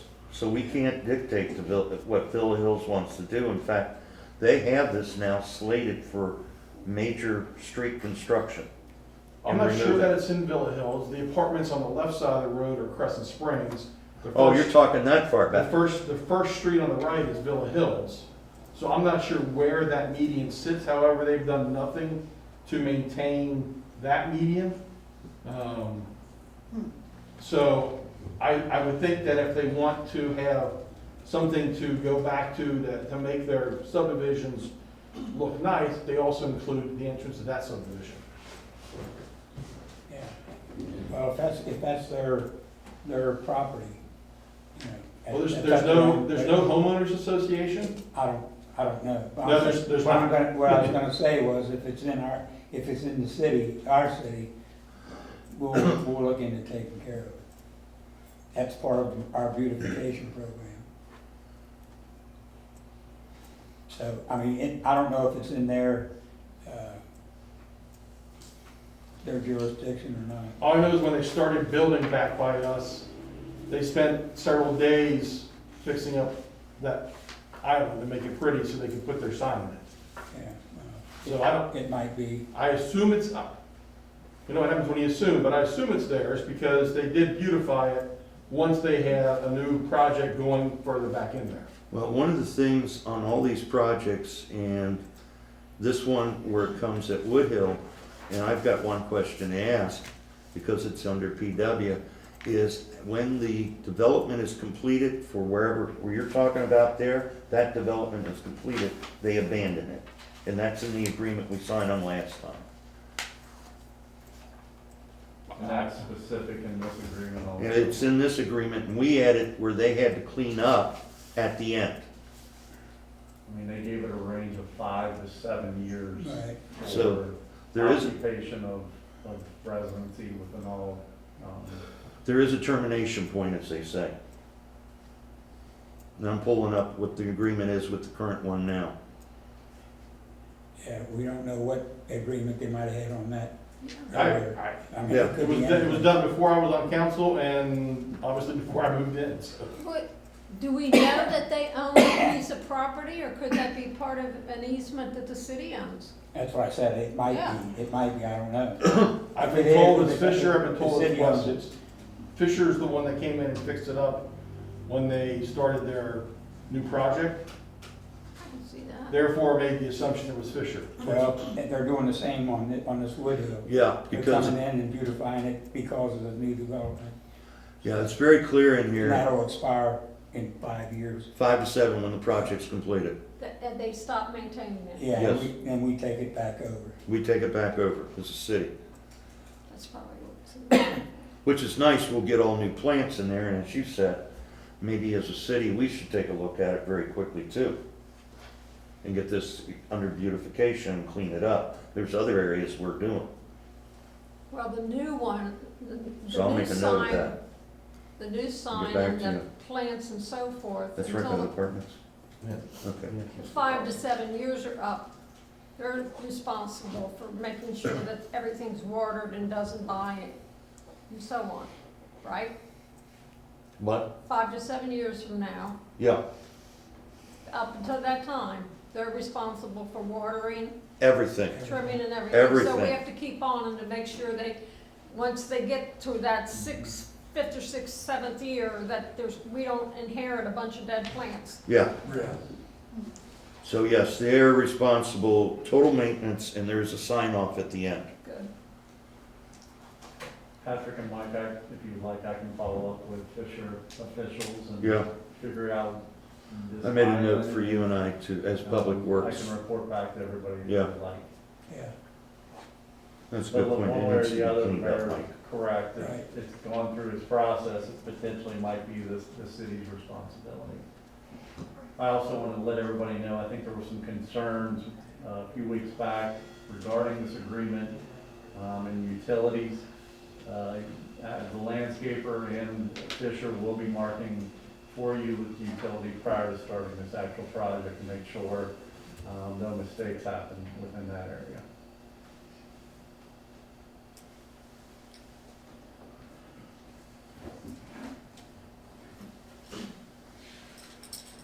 Any other questions? Well, I got the computer up. We hired a landscape engineer to take a look at the city. Yes. Okay. Has he started? He's done, and it's gonna be in my report. He's done the green space Okay. first. We'll talk about it. Sorry. That's okay. Right, any other questions or comments? I need a motion on this. I make a motion. I'll second. Ed, get the motion. Christie, second. Mike Doherty, No, Chris Yarlinghouse, No, Justin Hartfield, No. Chad Longbons, Yes. Deborah No, yes. Patrick Hackett, Yes. 3-3, What was Deborah's vote? Breaker. yes, Evers was Oh, yes. okay. 3-3. 3-3, it's a tie. I'll say yes.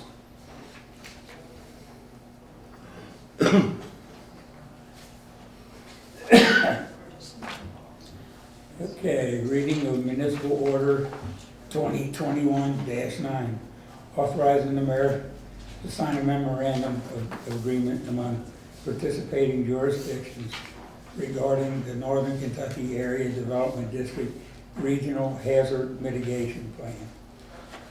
Municipal Order 2021-9, a municipal order of the City of Crescent Springs, Kentucky, authorizing the mayor to sign a memorandum of agreement among the participating jurisdictions regarding the Northern Kentucky Area Development District Regional Hazard Mitigation Plan.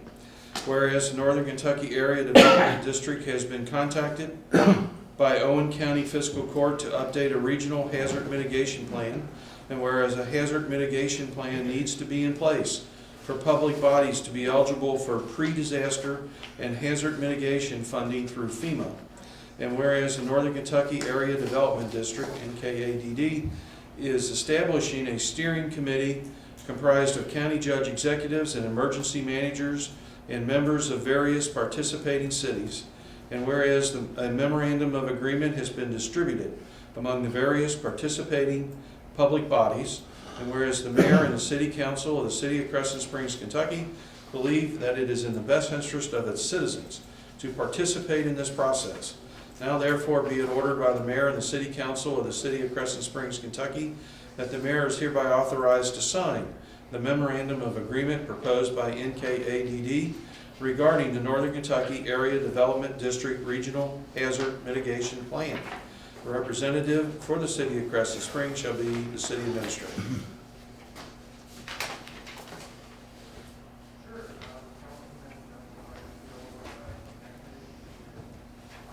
I'll move to approve. Mike's made a motion, Second. Deborah second. Mike Darty, Yes. Christie Arlinghouse. Yes. Justin Hartfield, Yes. Chad Longbones. Yes. Deborah No, Patrick Hackett, Yes. Passes 5-0. 6-0.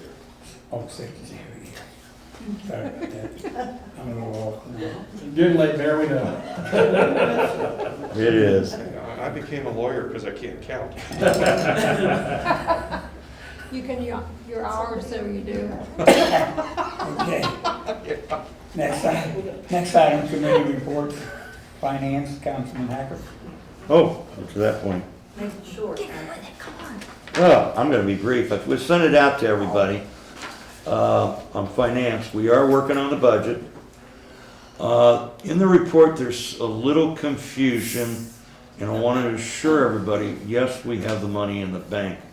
What we did is, every year we've carried over accounts receivable, and what transpired, the new auditor said, let's do reverse journals.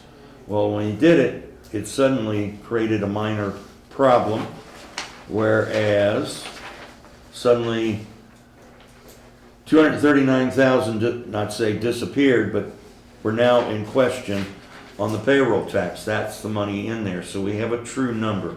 We're on target with that. Insurance premiums, and my eyes are going down here, is 110,000 in that reverse journal entry. So overall, the city is doing very, very well this year. Our expenses overall are in pretty good shape, and you can see the top line items here. Any questions? Have we heard any more about the $750,000 that we got an email on? No, it's still up in the air. Still being formulated. Because I thought you could give bonuses to council on buy some diamonds or Oh something. God, I wish. I didn't see anything in there like that. You know, COVID diamonds would make me feel better. Wow.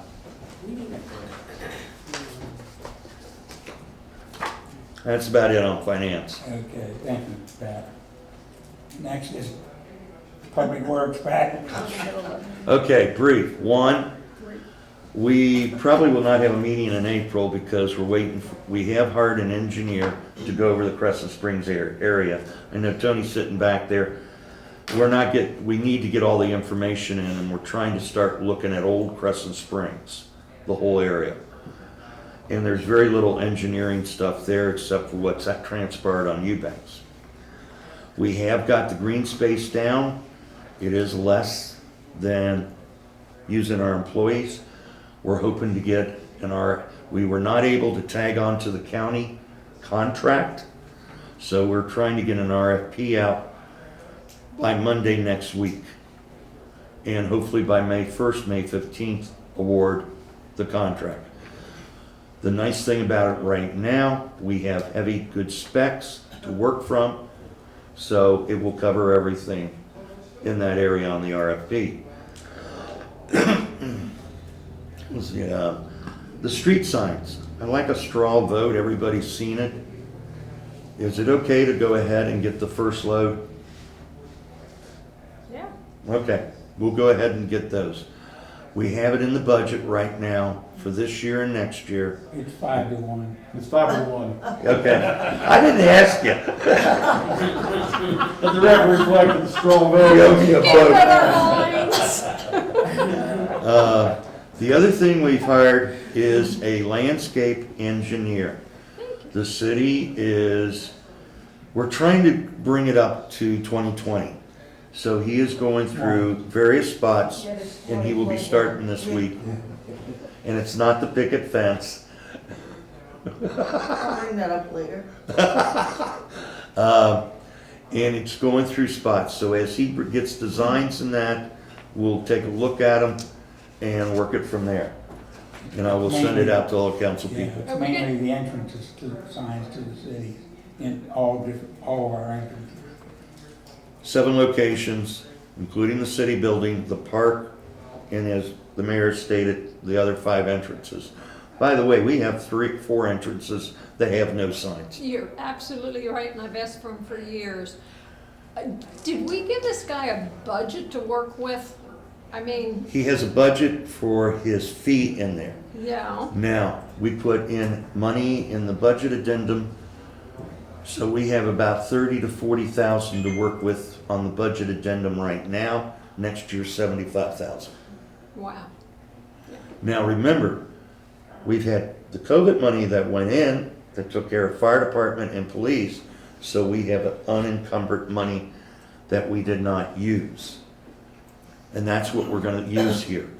We also have 749,000, if we get lucky, that could be possibly there for the next 2 years.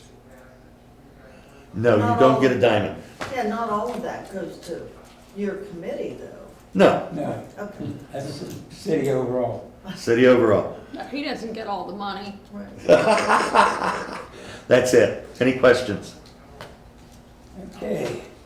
Economic Development, Councilman Hartfield. Nothing new this month. Events and Recreation, I Debbie. have, wait, excuse me, I did hear that Zala is building 2 more condo buildings over at the hidden Pine Valley area where, Claire Marconi lives. Oh, yeah. The builder went into foreclosure and Zala bought 2 lots. And then right now there's it's like a retention pond, actually. But he's going to build 2 buildings, 16 units in each building, I believe. And there are concerns that they're gonna use the current street that the Pine Valley residents use to enter and exit their condominium development. It's kind of a half street if you've been there, so there's concern when they do come to us that they're gonna have to make the street bigger. And with that many houses, I think that's a private street. I think it's a private street. yeah, they're gonna have to, We can't do anything with private street. well, but if he comes to us with a development plan, which he would, Yeah. correct? I mean, that would have to be part of the development plan, along with an agreement with the Pine Valley Homeowners Association. I'm just bringing it to people's attention, just to be on the lookout for it. I heard Is that to be rental or purchase? rental, Rental.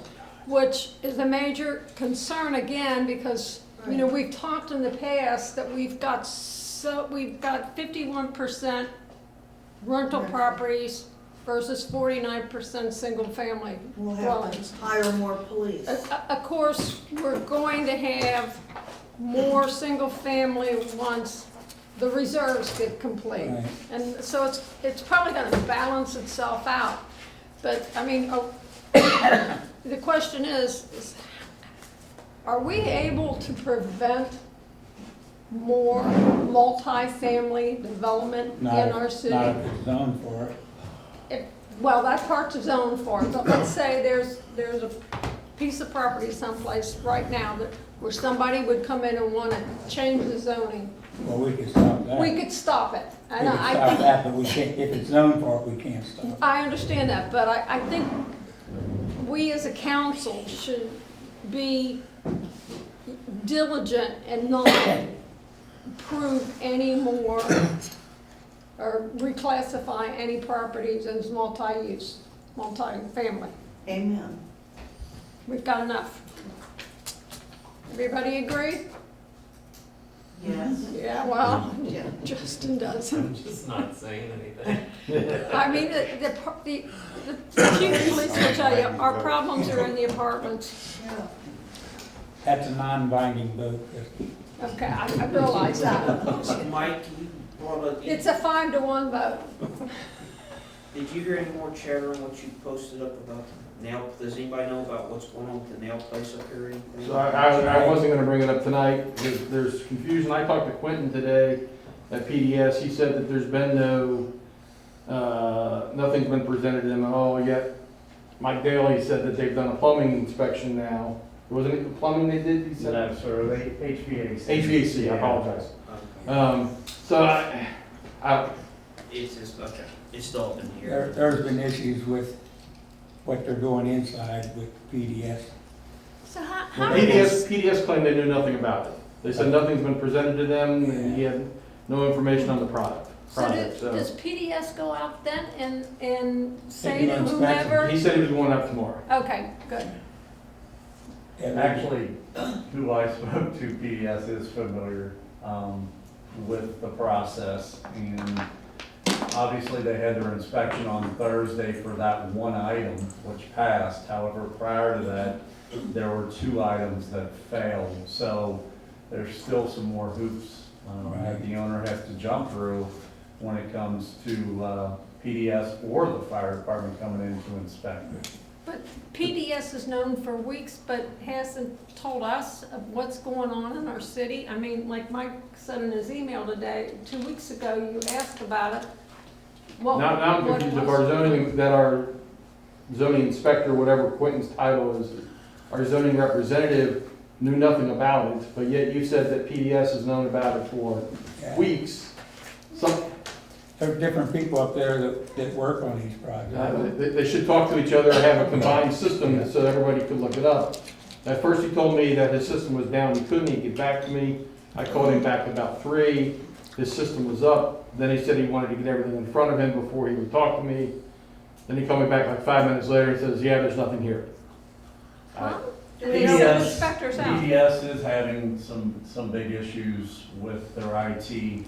I really don't want to get into that. However, in the future, if anyone would just rather call me, and I can be the point person to call PDS, it might make it easier. I usually communicate with Rob Himes. That's not taking away anything from Quentin, but Rob was able to look up on their network, where they were at currently. And as I sent out the email earlier today, it kind of updated you on what they had done last Thursday. Do we I know think which that- building that is? It's the old US Bank building. Yeah. So 609 is the correct address, so that Yes. was correct. Okay. The other salon is at 615, that's in the Ameristop Center at 615. And I believe it's a hair salon. I don't think they're in there anymore. Well, I think there's a new one, there's a new Yeah. sign there. Aspire Salon. It moved in when Maraki moved out. Yeah, see, that's one thing we don't know. When somebody new moves in, they get like, we don't know anything about it. Whoever approves the zoning for that should let us know what businesses are coming in, so.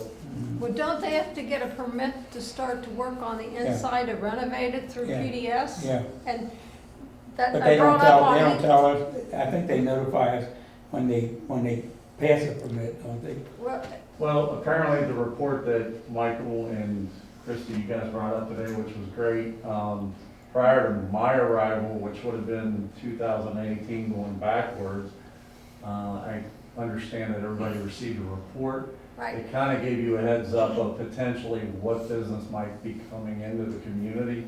Right around that transition, Mike, when you left council, and then 2019 new council came in, and I came in February, there was a glitch on the IT end for some reason or another, and the distribution list was not fixed correctly. So for the last 2 years, we have not been receiving that report.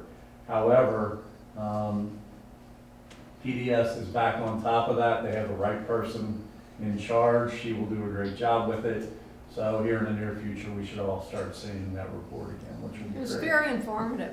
It really was. I mean, it was nice because it's, you know, like people see work being done in US Bank and they call you up or they text you or they see you in the grocery store and they go, what's going on in US Bank? And you go, I don't know.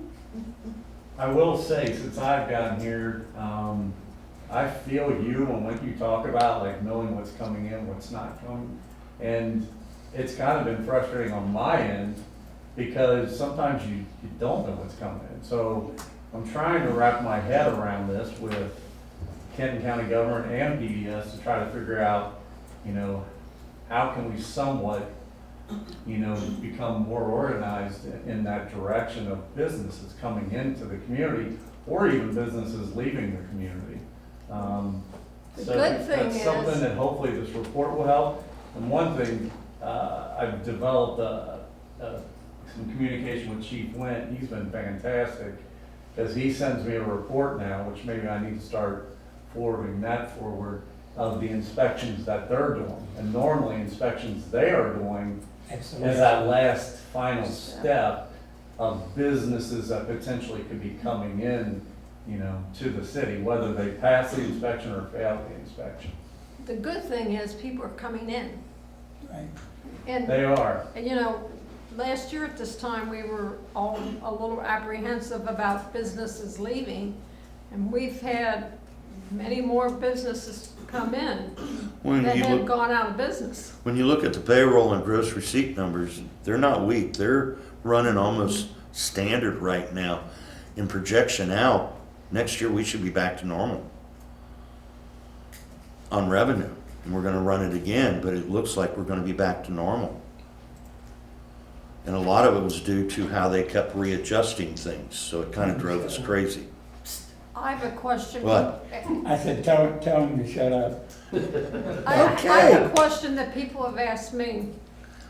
They want to go to Moonrise Donuts.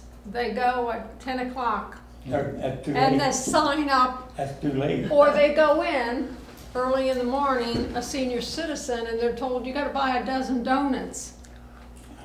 I bought 4. Yeah. They were, Not they gonna say I said ate that all 4 one of them, day but they they were were selling packages good. of 10, a dozen donuts, and the lady said, well, You I don't can't have eat a dozen donuts. You don't have to take a dozen donuts. They gotta have- I've got Okay. there several times. They They must- got them. They got packaged? Yes. She must have walked in and saw them packaged and walked out. Yeah, you can go over and select donut by donut. But they need to start baking more because they can be making a lot more money because Yeah. people keep complaining to me, why are they always closed? Well, they're getting That's up to them and their another business model, so. I think Okay, let's go. All right, Deborah, you're up. Really? I'm up? No talking, Hackett. Okay, events and recreation. Get no We've respect. got 3 things in stone. Our drive-through Easter egg is this Saturday, 1 to 2. We have approximately 250 bags of candy, which Carol McGowan has generously helped me package.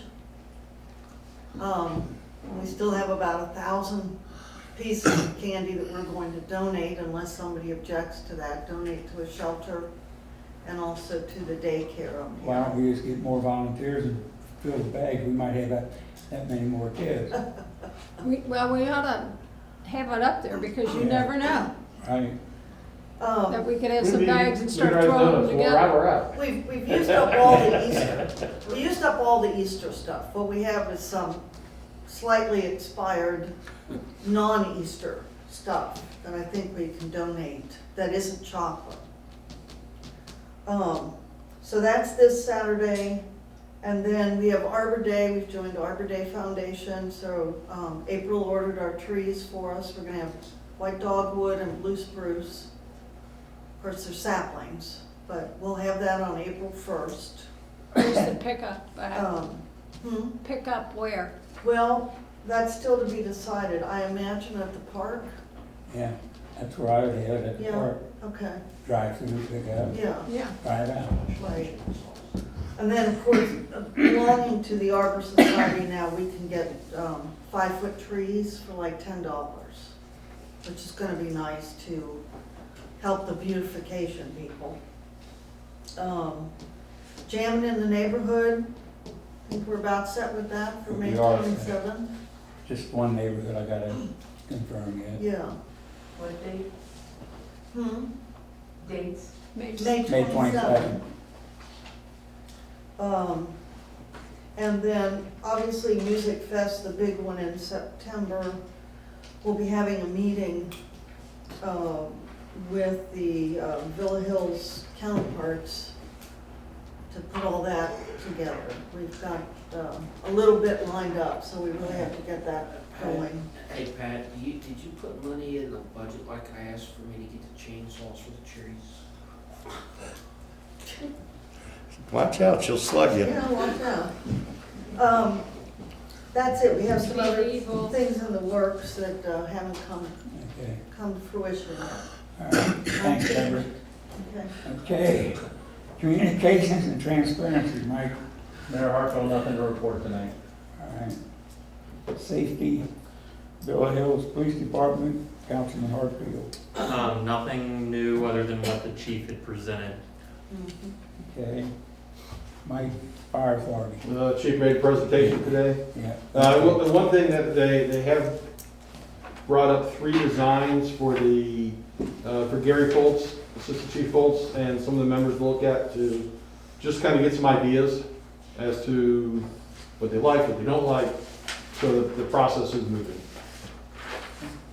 All right, the next item is executive session, KRS